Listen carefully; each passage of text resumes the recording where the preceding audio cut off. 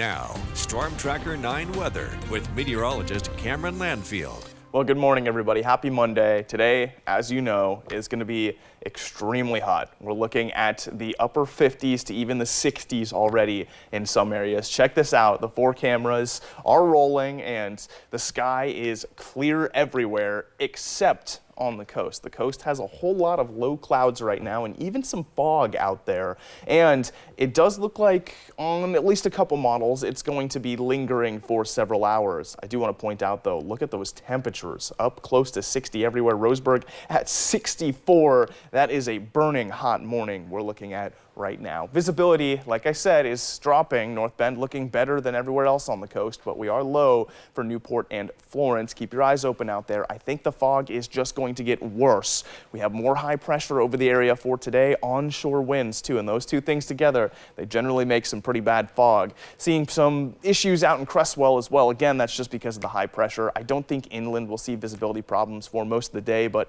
on the coast, I do see that lingering for many hours. So just keep that in mind. And here is the most important thing you're going to see about today's weather of the whole day. Here's the maximum temperatures, and I'm very confident that we'll be landing somewhere on these. As you can see, we are almost hitting 3 digits for Roseburg. So it is very important to stay cool if you can today and limit your outside exposure. It's real hot out there. If you want to get away from it though, get out towards the west. Still staying locked into those mid 60s out over the coast. That's what those low clouds are going to do, and that onshore wind is really going to help regulate the temperatures out there. So if you're heat sensitive, maybe just head west. But moving forward through the rest of the week, we do sag back to average by about Wednesday. So today's the last day of the heat wave, but tomorrow is still going to be nice and warm. Then we'll be in those mid 70s the whole rest of the week forward.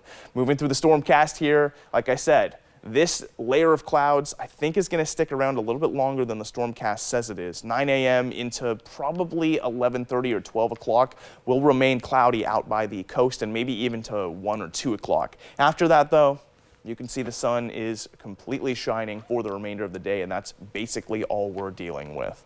Now, moving into the 7-day forecast, you'll see a little bit of activity coming in through the midweek. We do have a slight wave in the upper atmosphere that comes through. I think we'll see some chances for thunder coming up Thursday, Friday, maybe a little bit of extra cloud coverage, but mostly sunny the whole week. Umpqua Basin, same deal. Wednesday, Thursday, Friday, just a little bit of extra clouds and back into the 70s. Cascade Passes sunny all the way through, going from the 80s down to the 60s. And finally, Willamette Valley 94 for today. Little chance of fog in the morning, mostly sunny for the whole week ahead, and a little cloudy Thursday, Friday.